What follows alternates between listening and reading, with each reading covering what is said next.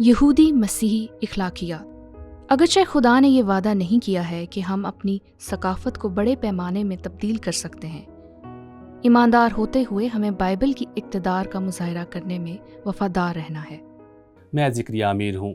فلیمون کے نام پولس کا خط اور میرے خیال میں اس کے تمام خطوط جو اس نے لکھے وہ واقعی اس اصول کی حمایت کرتے ہیں۔ ہمیں سمجھوتا نہیں کرنا چاہیے، ہمیں اپنی بائبلی اقدار کو ظاہر کرنے میں ہمیشہ وفادار رہنا چاہیے۔ جیسا کہ ہم نے دیکھا ہے، ہمیں یہ کام بڑی حکمت اور بڑی حساسیت کے ساتھ کرنا ہے، لیکن اس مقام پر اس سے پہلے کہ ہم اس اصول کو مزید گہرائی سے دیکھیں، آئیے فلیمون سے پولس کی خاص درخواست کو مزید غور سے دیکھیں۔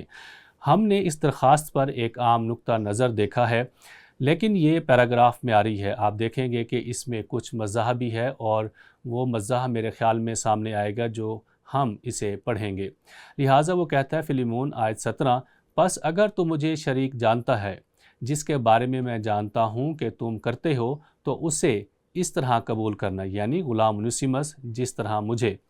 اب وہ اس مسئلے کی تہ تک پہنچ رہا ہے، اور اگر اس نے تیرا کچھ نقصان کیا ہے یا اس پر تیرا کچھ آتا ہے تو اسے میرے نام لکھ لے۔ اور مجھے لگتا ہے کہ پولس نے یہ مذاق کیا۔ یہاں ایک بہت امیر آدمی ہے اور پولس کہہ رہا ہے دیکھو اگر اس نے تمہارا کچھ چرایا ہے تو میں اسے واپس کر دوں گا، اور یقیناً فلیمون اس بات پر پگھل جائے گا۔ میرا مطلب ہے وہ پولس سے ایسا کرنے کی توقع نہیں کرے گا۔ میں پولس اپنے ہاتھ سے لکھتا ہوں کہ خود ادا کروں گا، اور اس کے کہنے کی کچھ حاجت نہیں کہ میرا قرض جو تجھ پر ہے وہ تو خود ہے۔ مجھے لگتا ہے کہ پولس جب یہ لکھ رہا تھا تو وہ ہنس رہا تھا، اور میرے خیال میں شاید فلیمون غم زدہ تھا۔ اے بھائی، میں چاہتا ہوں کہ مجھے تیری طرف سے خداوند میں خوشی حاصل ہو، مسیح میں میرے دل کو تازہ کر۔ میں تیری فرما برداری کا یقین کر کے تجھے لکھتا ہوں، اور جانتا ہوں کہ جو کچھ میں کہتا ہوں تو اس سے بھی زیادہ کرے گا۔ اگر فلیمون اس وقت بچاؤ کے انداز میں تھا تو وہ پگھل جائے گا، کیونکہ پولس صرف کہہ رہا ہے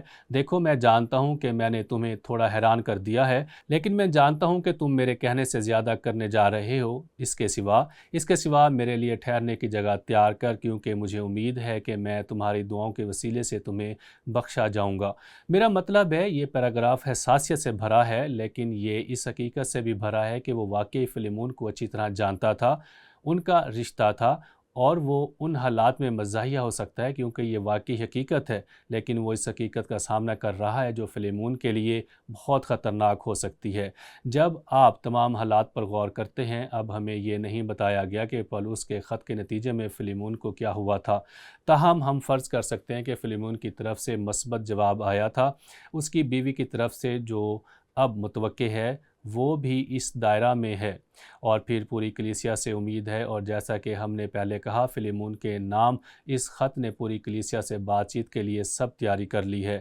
جیسے پولس نے بعد میں کلسیوں کو خط لکھا، اور یہ بھی تصور کریں کہ کیا ہوا اگر پولس کلسے میں آئے اور فلیمون کے مہمان خانے میں ٹھہرے، اس کلیسیا میں اس کے تاثر کے بارے میں سوچیں۔ یہ بھی سوچیں کہ اس ساری صورتحال نے پوری کلیسیا میں آقا اور غلام کے تعلقات کو کیسے متاثر کیا ہوگا، کیونکہ پولس نے اس کے ساتھ ایسا سلوک کیا جو کہ ہم نے اس خط میں دیکھا ہے۔ میرا مطلب ہے یہ ان کی آنکھوں کے سامنے ہو رہا ہے، ایک غلام کے ساتھ ناقابل یقین تجربہ جس نے جھوٹ بولا، دھوکہ دیا، چوری کی، لیکن مسیح کے پاس آیا، اس کی زندگی تبدیل ہوئی، وہ واپس آیا اب ایک بھائی کے طور پر، اور فلیمون کے حقیقی خادم اور غلام کے طور پر یسوع مسیح کی عکاسی کرنا، گویا وہ مسیح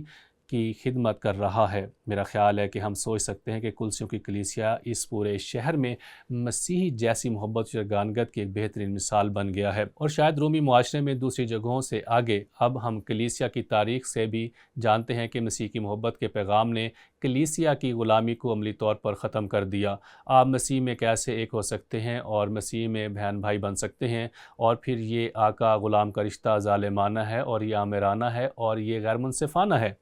اور جب ان غلاموں نے اپنے آقاؤں کی خدمت کرنا شروع کی جیسا کہ انہوں نے مسیح کی خدمت کی تھی، اور جب یہ آقا اپنے غلاموں سے ایسا تعلق رکھنے لگے جیسے وہ مسیح میں بہن بھائی ہیں، تو کیا ہونے والا ہے؟ عملی طور پر نسبتی طور پر یہ غلامی کو ختم کرنے والا ہے، اور یہ کیا اب واقعی پوری رومی دنیا تبدیل نہیں ہوئی؟ انہوں نے غلامی ترک نہیں کی، ان کی پوری معیشت سب کچھ اسی پر مبنی تھا اور یہ ان کی ثقافت کا حصہ تھا۔ لیکن پوری رومی دنیا میں ایسی کلیسیائیں تھیں جو آقا اور غلام کے تعلقات کے ذریعے بھی ظاہر کر رہے تھے کہ یسوع مسیح میں ایک ہونے کا کیا مطلب ہے، لہٰذا آپ وہ زبردست گواہی دے سکتے ہیں جو رومی دنیا میں ان کلیسیاؤں کے پاس ہے۔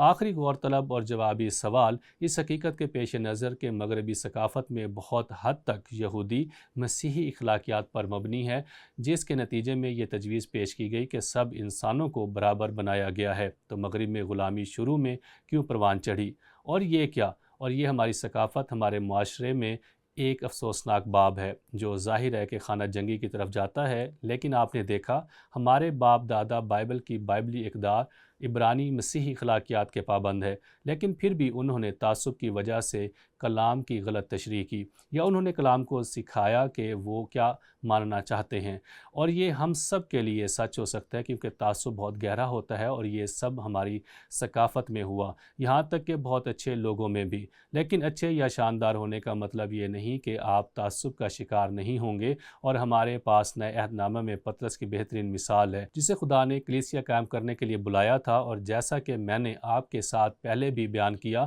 5 سالوں تک پطرس کو یقین نہیں تھا کہ غیر قوموں کو بھی بچایا جا سکتا ہے۔ جب خدا نے اسے عظیم رسول بننے کے لیے بلایا تھا، اسے یقین نہیں تھا کہ غیر قوموں کو بچایا جا سکتا ہے۔ ہم جانتے ہیں کہ یہ سچ ہے۔ 5 سال بعد اسے یہ پیغام ملا کہ وہ کیسریا میں ایک غیر قوم کے گھر جائے، اور اس نے اس غیر قوم والے کو اپنے پورے گھرانے کے ساتھ مسیح کے پاس آتے دیکھا، اور اعمال کی کتاب میں یہ حوالہ دیتے ہوئے وہ کہہ رہا ہے، اب میں جانتا ہوں کلیسیا کی بنیاد رکھنے کے 5 سال بعد اب میں جان گیا ہوں کہ خدا کسی کا طرفدار نہیں، جس کا صاف مطلب ہے کہ اس کا یقین ہے کہ خدا نے طرفداری ظاہر کی ہے، صرف یہودیوں کی طرفداری۔ وہ غاز ہی نہیں کرتا تھا، کرنیلیس کے گھر میں جانا نہیں چاہتا تھا کیونکہ وہ غیر قوم تھا، اور اس نے اسے کہا، تم جانتے ہو میرے لیے ایک یہودی کا تمہارے گھر آنا مناسب نہیں۔ پطرس یہ کلیسیا کے قائم ہونے کے 5 سال بعد کی بات ہے جہاں ہمیں مسیح میں ایک ہونا چاہیے، اور لیکن آپ پھر بھی غیر قوم کے گھر میں نہیں جائیں گے۔ لیکن روح القدس کرنیلیس کے پورے گھرانے پر نازل ہوا، وہ بچ گئے، اور پطرس واپسی یروشلم چلا گیا اور بتایا کہ اسے ایک ناقابل یقین تجربہ ہوا ہے،